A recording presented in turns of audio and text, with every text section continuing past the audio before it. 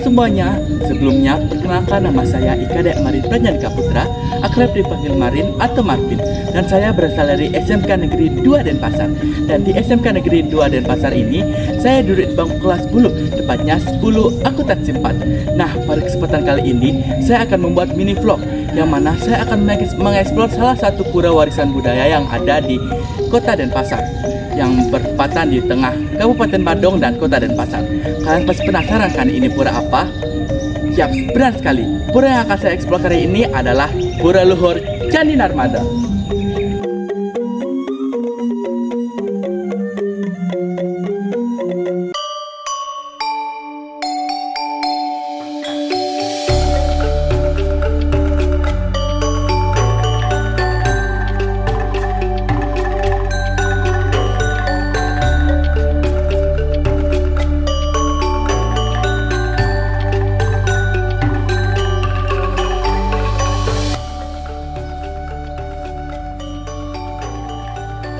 Nah, sekarang ayo ikutin aku buat mengeksplor kawasan-kawasan yang ada di Pura Luhur Candi Narmada.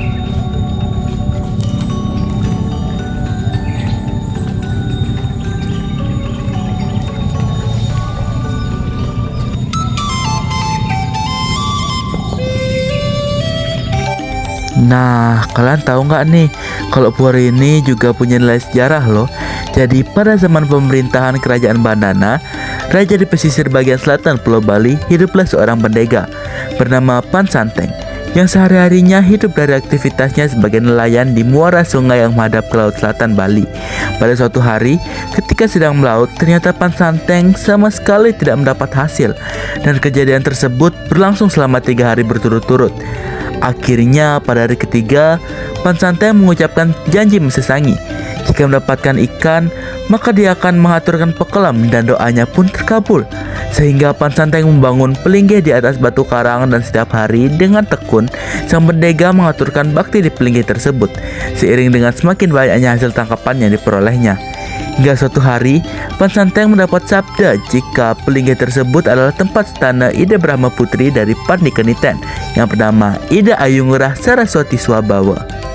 Demikianlah intisari dari sejarah Pura Luhur Candi Narmada, dan pura tersebut selama berabad-abad tetap berupa pelinggih batu sederhana di atas karang, hingga akhirnya dilanjutkan pada tahun 1958 ada seorang ibu dari Kuta menerima pewisik untuk membangun sanggar agung di kawasan pelinggih Ratu Niang Sakti.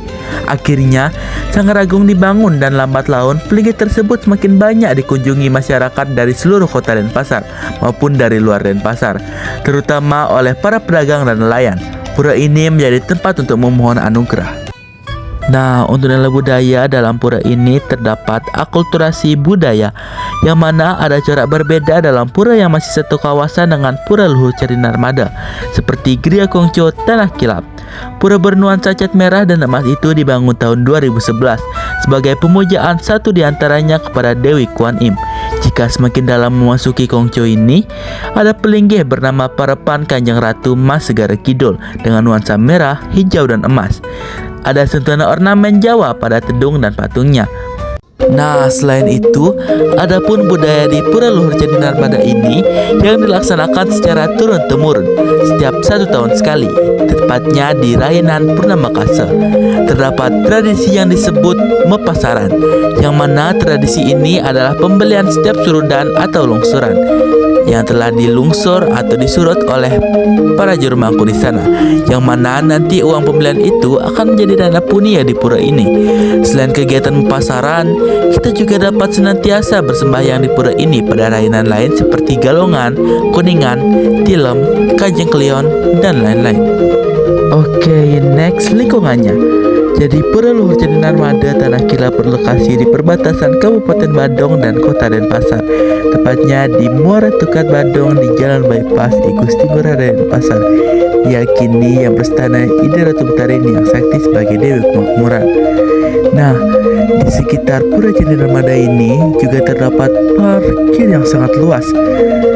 Selain parkir yang sangat luas di belakang, tentunya di depan juga terdapat parkir yang tidak kalah luasnya, yang mana banyak wisatawan yang datang ke sini untuk melakukan kegiatan seperti jogging pagi, memvideokan motornya, bermain sepeda, piknik, dan lain-lain. Nah, mereka tentunya merasa sangat nyaman berada di kawasan sekitar Pura Candi Narmada karena pemandangannya yang sangat asri, sejuk, tentram, dan damai yang menyebabkan kita sebagai wisatawan sangat tenang berada di sini. Apalagi oksigen-oksigen yang kita dapatkan dari pohon-pohon mangrove yang berjajar di sekitar kawasan Pura Luhur Candi Narmada ini. Selain itu, di Pura Luhur Candi Narmada ini juga diterapkan protokol yang mana sebelum kita memasuki pura tersebut, kita harus senantiasa mencuci tangan di wastafel yang telah disediakan oleh pemerintah di Pura Candi Narmada ini. Nah, ada beberapa fakta menarik juga bahwa di Wantilan Pura Luhur Candi Narmada ini adalah tempat pelaksanaan konferensi tingkat tinggi dari kelompok 20 yang ke-17 sekitar tanggal 15 sampai 16 November tahun 2022. Hal ini dapat kita buktikan dengan melihat patung-patung yang menjadi bukti dari konferensi tingkat tinggi G20 ini dilaksanakan di Bali.